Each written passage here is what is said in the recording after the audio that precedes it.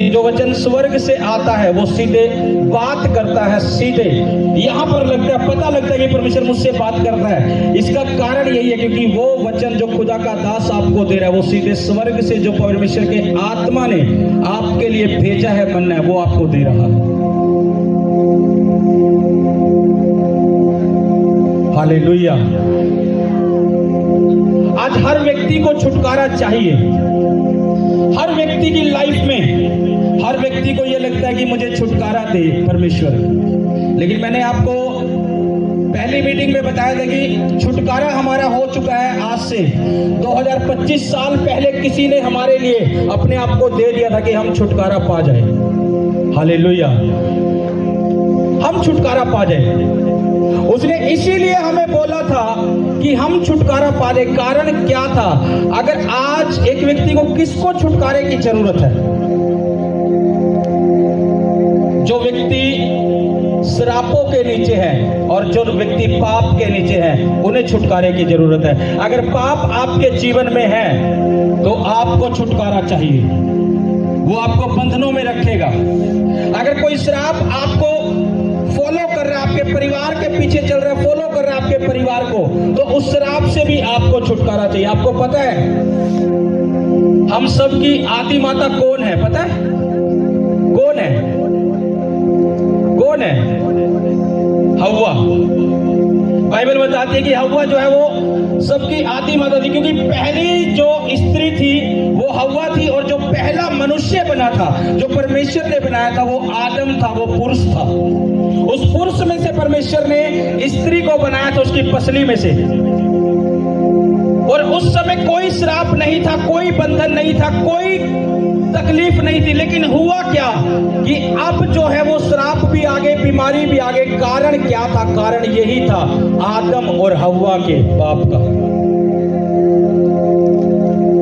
आपको पता है, अगर मैं आपको संसारिक रीति पर समझाऊं,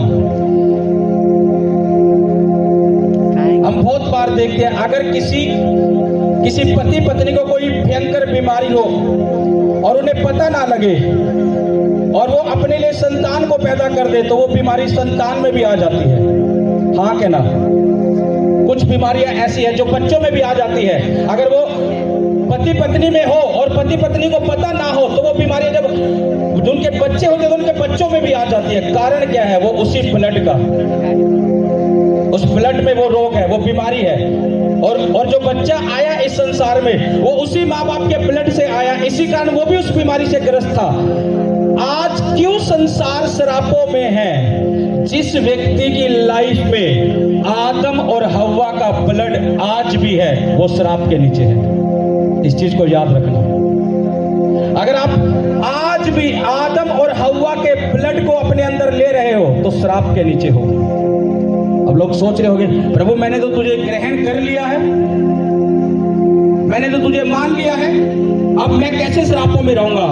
तुमने मान लिया है, ग्रहण कर लिया है, अगर उसके बाद भी तुम वही पाप कर रहे हो तो तुम्हारे अंदर वही ब्लड आदम और हव्वा का दोबारा आ गया है।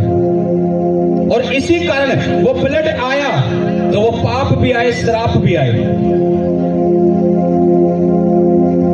हम बहुत बार आपने सुना होगा, बातें सुनी होगी और देखा भी होगा। आपने क्या देखा होगा? हम बहुत बार सुनते हैं और देखते भी हैं, फलाना व्यक्ति, अगर कोई सब ठीक है, फलाना व्यक्ति, एक व्यक्ति मान लो बहुत अच्छा है, कोई पाप नहीं है, कोई उसके अंदर बुरे काम नहीं है, किसी का वो बुरा नहीं करता, किसी को उसने बुरा नहीं किया, लेकिन बहुत बार वो व्यक्ति भी संघर्ष करता है। हमने देखा होगा। और लोग फिर बोलते हैं इसने बेचारे ने किसी का क्या किया है, इसकी लाइफ में, इसके परिवार में क्यों ऐसा है, ये तो किसी का बुरा भी नहीं करता, ये फिर भी इतना तंग है।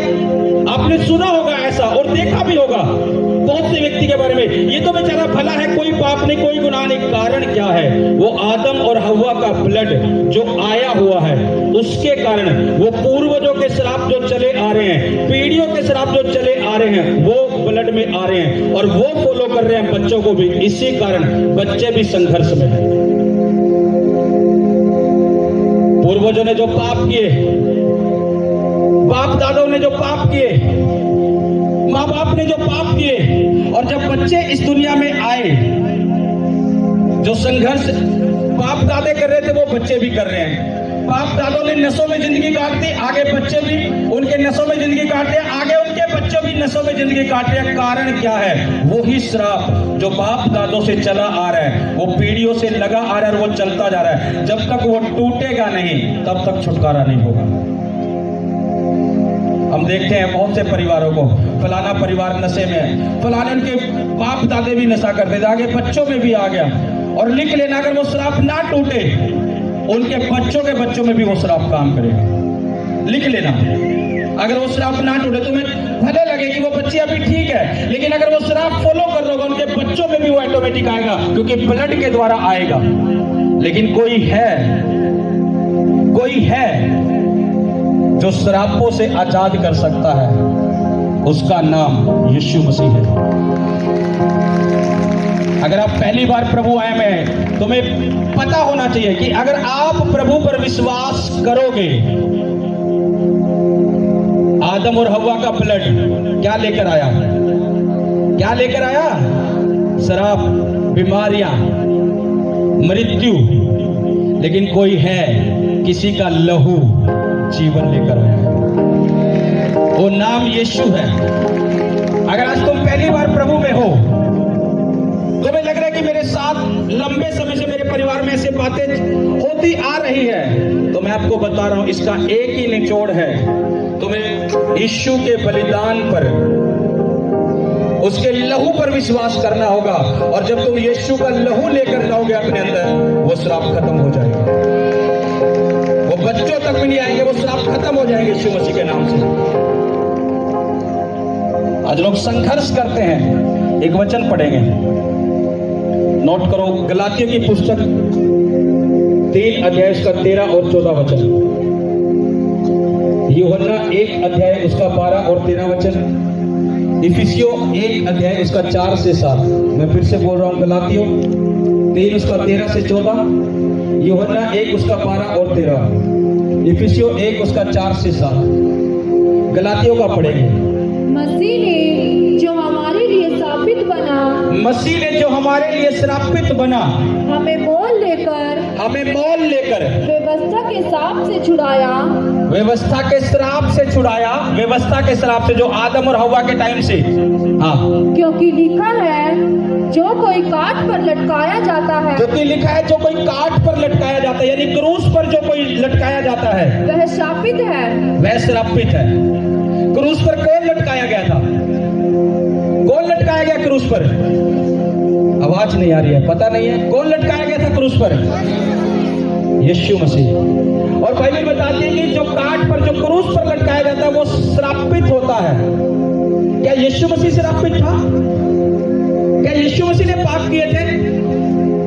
वचन कहता है उसने पूरी मानव जाति के श्राप को, यानी मेरे और आपके श्रापों को भी उस क्रूस पर लिया था, और वो खुद श्रापित हो गया ताकि उसके बेटे, उसकी बेटियां आशीषित हो जाए।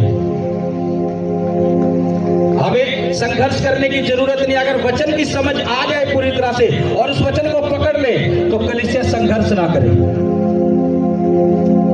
आज कमी कहाँ है लोगों में? वो वचन को समझ तो रहे हैं, पहचान तो रहे हैं, पता भी लग रहा है, लेकिन पूरा नहीं कर रहे। इसी कारण संघर्ष है।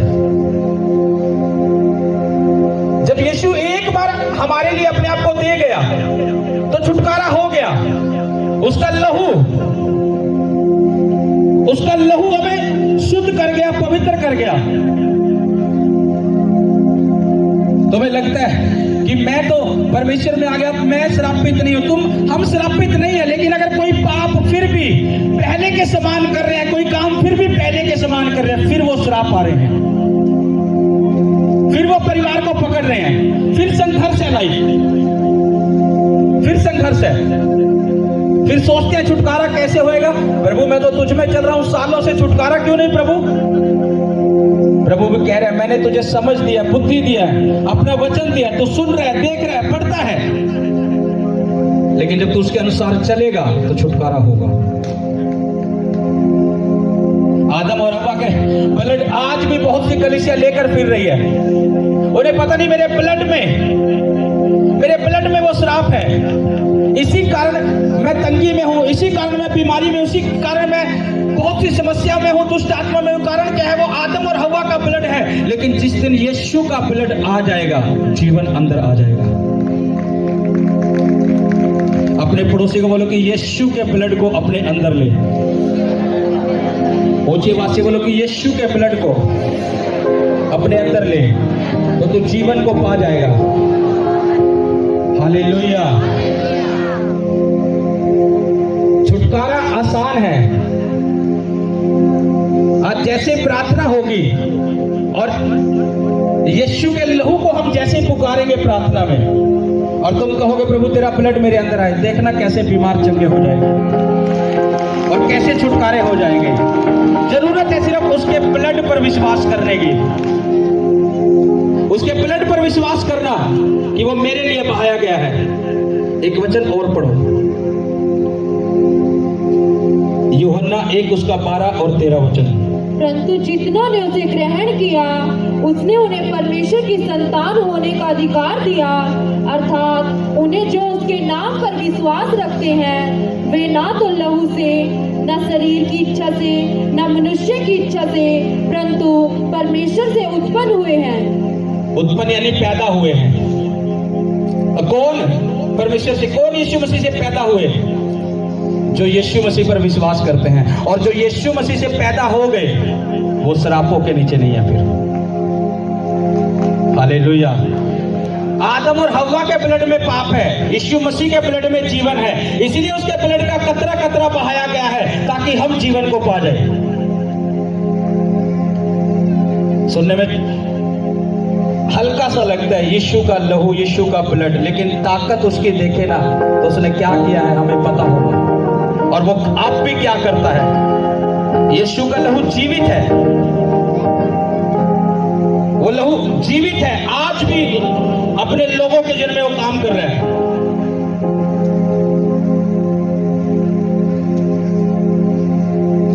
एक बार मैं बाइबल पढ़ रहा था, और बाइबल पढ़ते पढ़ते क्या हुआ, मैं परमेश्वर जब मुझसे वचन से बात कर रहा था, और जो मेरे मन में एक वचन आया परमेश्वर का, कि मैं सोच रहा था कि उस वचन के बारे में, परमेश्वर वो वचन में वो मुझे थोड़ा थोड़ा याद आ रहा था, मेरे मन में जो है वो थोड़ा थोड़ा आ रहा था, लेकिन मैं वचन कुछ और पढ़ रहा था ऐसे। और वो पुराने नियम का वचन था और मैं नया नियम पढ़ रहा था उस समय, लेकिन नया नियम मैं पढ़ रहा हूँ और पुराने नियम का वचन मेरे मन में आ रहा है और मैं उसे याद कर रहा हूँ, और मैं आत्मा में ये देख रहा हूँ कि इस वचन में क्या लिखा है ऐसा। और मैं नया नियम का वचन पढ़ रहा, वचन पढ़ते पढ़ते जो वचन मैं मन में सोच रहा था क्या था, उसी नया नियम में वो पुराने नियम का जो वचन था वो ऐड कर कर बताया गया कि यहाँ क्या था। यानी परमेश्वर उस समय भी बातें करता है अपने लोगों से जब हम उसके वचन को पढ़ते हैं। जितना हम उसके नजदीक रहेंगे उतना वो हमारे नजदीक रहेगा, जितना उससे दूर है तो कुछ नहीं। मैंने बहुत से ऐसे मिरेकल प्रार्थना के समय में और वचन पढ़ते हुए देखे जो प्रभु ने मुझे दिखाए हैं। मैं एक बार अपने बंद कमरे में, द्वार मैंने बंद कर रखा, लाइट बंद थी, बिल्कुल अंधेर था, जैसे लिखा ना काल कोठरी में जा और द्वार बंद कर, उस रीति से मैंने सब लाइट बंद करी, जहां से रोशनी आ रही थी सब पर्दे कवर कर दिए, बिल्कुल अंधेर कर दिया मैंने उस कमरे में जहां मैं प्रार्थना करने के लिए बैठा। और मैंने परमेश्वर से मैं प्रार्थना कर रहा, और मैंने कमरे की भी कुंडी लगा दी थी कि ताकि कोई आए ना, और मैं प्रार्थना कर रहा, और मैं आत्मा से भरकर प्रार्थना करता गया। एकदम से जैसे मेरा ध्यान ऐसे था, एकदम से एक वाइट रोशनी ऐसे लगी मेरी आंखों में कि जैसे किसी ने द्वार को खोल दिया हो, दरवाजे को खोल दिया हो। और मैंने आंख नहीं खोली उस समय, मुझे लगा शायद, क्योंकि मैं आत्मा में था, मुझे नहीं पता था कि मैंने कुंडी लगाई हुई है, मुझे लगा शायद किसी ने दरवाजे को खोल दिया है। और मैं आत्मा से प्रार्थना करता रहा, वो लाइट बहुत बार आकर मेरी आंखों पर लगी, और जब मैंने आमीन किया तो मुझे समझ लगा कि परमेश्वर मौजूद था।